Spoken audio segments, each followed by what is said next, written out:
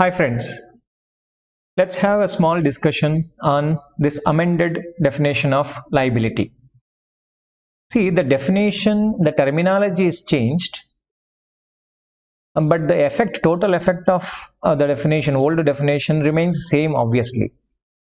But what is the change here? Earlier, with respect to liability, the more and more information has not been provided in the conceptual framework, but now they brought, earlier it was given in different standards. Suppose if you look at accounting standard 29 or Ind AS 37, then you will get like what is a provision. Provision is a liability. Then they started explaining about the liability definition and conditions to recognize the provision and etc. But now all the data which was there at different places has been accumulated and properly documented in a beautiful fashion in this definition and in the new amended conceptual framework. Right, let's have a look at it. Is going to be a good recap to you without doubt, right? And maybe like some students may not be having good command on this word. Why can't we have a look at it? Right, chalo, let's see. So what is a liability? Right, you must have studied the old definition as per Ind AS also earlier, before this amendment. What is a liability? Liability is a present obligation arising from past events, unsettlement of which expected future economic benefits outflow from the entity. And there were two conditions. Now, actually, for your information, in the new conceptual framework, they have not given any conditions. They said you should recognize the liability if it satisfies the definition. That's all. And with respect to recognition, little bit information is provided, not that conditions part, actually something better than that, actually I should say, which I will be obviously doing it in my next video. Right, so let's focus on the definition. So now what is the new definitions are? So liability is a present obligation, again present obligation of the entity. What is your obligation? Our obligation is to transfer an economic resource. Yeah, your obligation is to transfer economic resource, and this liability is present. It is being present because of the past event. It is arising as a result of the past event. Okay, so when I say here present, what do you mean by present? Present means existence. Yeah, it exists on the balance sheet date. Yeah, it is present. When present, it is present. Liability is a balance sheet item. Right, so it must be in existence as on the balance sheet date. Yeah, it is present, and it is an obligation. Yeah, what is an obligation? Which is going to be my topic number 1. And what is transfer of economic resource? What do you mean by economic resource, and how does it takes place? That is your topic number 2. And what do you mean by past events? That is obviously very important, which is the third topic. So to say there is a liability, you must be having all these 3 elements, those 3 topics I am saying. First one, there should be an obligation. There must be an obligation. And if you say I have an obligation, then you should be able to show what is the past event, because of what you are saying that you are liable today. That means you must have done some action, right? You must have received some goods or services from other party. Otherwise, how can you say you are liable? Right? You are liable to employee. Why? Because he provided services to you during the month. Right? That's why I am liable to him. I am liable to pay him gratuity. Right? Provision for gratuity. Why? Yes, that is as per the law we are supposed to give him because of his services. Correct? He has provided proportionately, then accordingly we are going to recognize the provision for gratuity as per Ind AS 19. Right?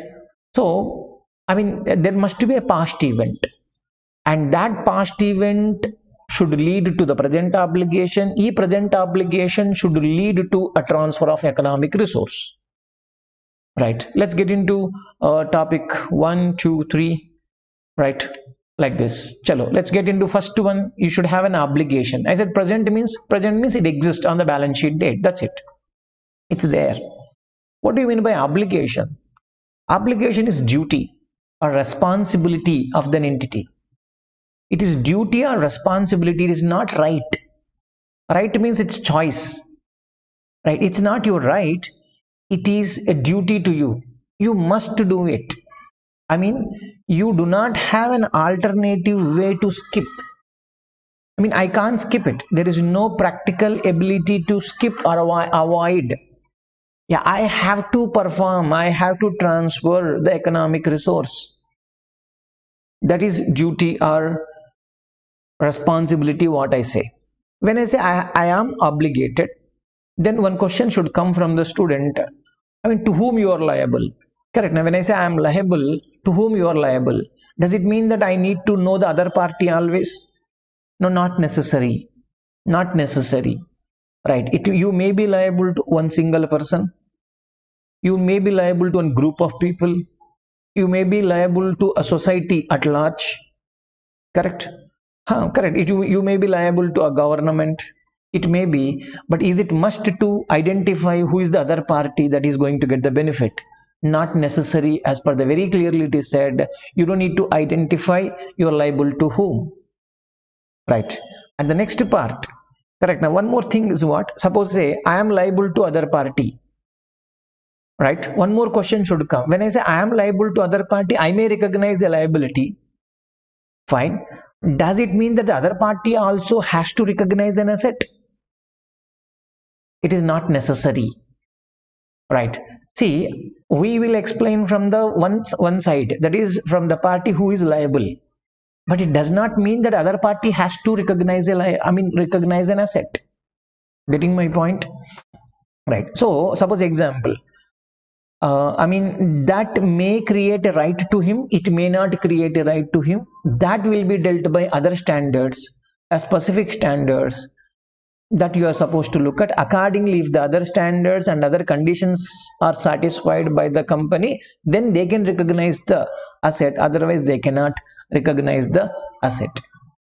So that's what you should keep it in mind. It may be it is liability to me. I agree to it. Okay, it is liability to me. I agree to it. But it does not mean that other party has to recognize the asset. Okay. Yeah. Next point is how to know that we are liable. We have an obligation. Yeah, it could be a contractual obligation, right? I mean, yes, because of the contract entered. Yes, I have received the goods. That's why I am liable, right? I received the services. I am liable, right? Whatever the reason is, there is a contract between the party. Because of this, you can say that we are liable to other party to pay. Or the second reason, right? I am supposed to pay income tax, but I don't have a contract between. I don't have a contract with income tax department, right? But it is an obligation, that is legal obligation, and sometimes we will get to know that we are liable to the other party because of the events occurring after the balance sheet date. Maybe as on the balance sheet date, I may be thinking I'm not liable, but subsequently, suppose there is a legal case, my lawyer must have said, no, we are going to win. That's why you are not making a provision. We thought we did not pass a journal entry as on that date. But subsequently, judgment came out wherein we lost the case and we became liable. But this case was already there as on 31st March. Subsequent event is making it very clear that we are liable. Then, yes, we were liable. Actually, we were not aware of it. Right. At the same time, it may be an expert opinion. A lawyer only may say that we are going to lose the case. It's more probable that we are going to lose the case. Please recognize. He may say that. So that's why expert opinion also may be one reason for the existence. And the other one, the last one, which is very important, which may be because of your customary practices, a published policy. Yeah, these are all like one question. This is my practice. I am doing like this, my business. Okay. We call this as a constructive obligation. What is constructive obligation? I mean, it is creating a valid expectation in the minds of the other party. Okay, it is creating a valid expectation in the minds of the other party that the company is going to satisfy its obligation, it's going to do its job. Yeah, say example, you must have heard like a warranty provision. Example, if I have given very clearly warranty, I am selling a product, there is 1 year warranty, then I will make a provision for warranty for sure. But say example, I am selling products without any warranty, but if a customer comes within a year, if customer comes without any warranty, I have not given any paper documentation, nothing is there is no contract of warranty, but if customer comes with a problem, I am actually serving them. So when we are serving, that is creating an expectation in the minds of the customer, even though customer cannot go to court of law to fight. If you say, if I say that if customer comes and if I say, no, I'm not going to do your warranty, he cannot go to court of law. But actually I cannot tell also, right? Because because if I say this word, it's like I am saying this at the cost of my goodwill.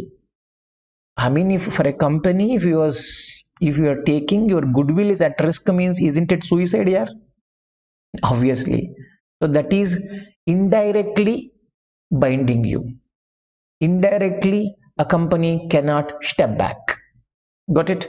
Right. So that is obligation. Obligation can be in existence maybe because of contractual, legal, expert opinion, events occurring after the balance sheet date, or it could be a constructive obligation which is creating our actions or a published notice, notes, or whatever it is.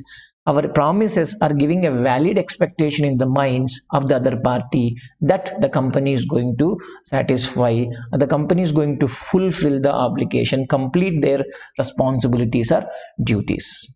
Yeah, let's get into the second topic, that is transfer of economic resource. Yeah, transfer of economic resource means, first, what is economic resources are?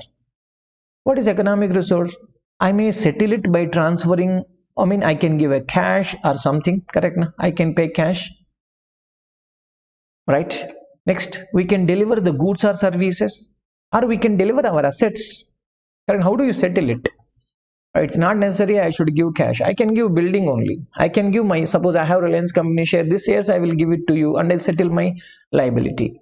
I can settle it by giving number of resources, right? That's what I exchange with other party. Correct, no? Right, in unfavorable terms, that is also one way. I can issue a financial instrument like a debenture, wherein I have to, end of the day, I have to pay them at later point of time. Yeah, today I am settling it by giving suppose there is a sundry creditor or somebody, I'm not able to pay cash directly, I may say I'm giving you debenture, a 5 years debenture. So that means I have to pay them after 5 years. End of the day, it is my obligation to settle it at later point of time. Right. And the third topic, which is the last topic, a past event. Yeah.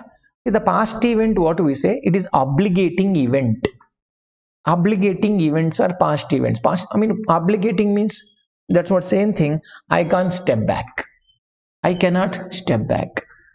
So, because of such certain action taken by the company, right? Because of we have received some goods or services from some party, wherein I cannot step back, I have to settle it. Got it? Right. So when do you say the past events have taken place or the present obligation is arising from the past events? We can say only if the first and second, that is already the entity has received the economic benefits.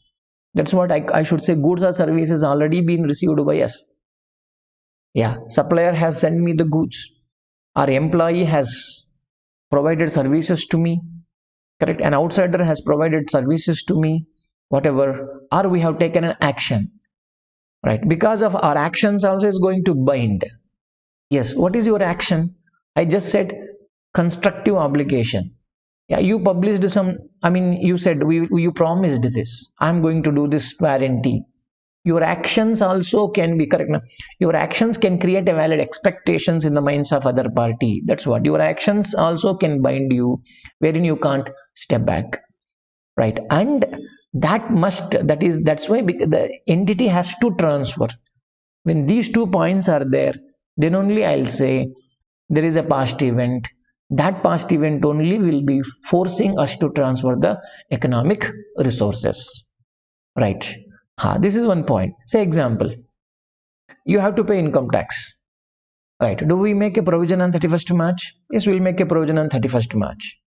Otherwise, ignore. GST liability.